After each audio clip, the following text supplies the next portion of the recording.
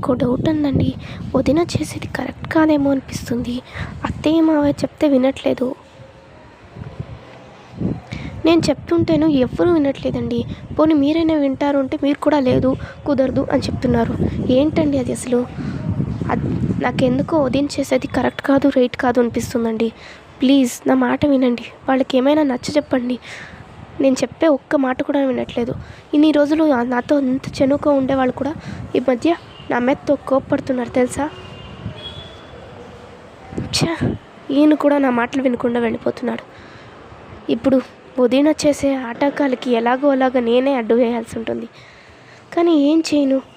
వదిన అసలు అత్తయ్య మావయ్యని ఎక్కడ తీసుకెళ్తుంది? ఇప్పుడు ఈయన కూడా ఎక్కడికో బయటికి వెళ్ళారు. సరే, వదిన పరిస్థితి నేనే చూసుకోవాలి. వదిన అసలు ఏం చేస్తుందో తెలుసుకుంటాను.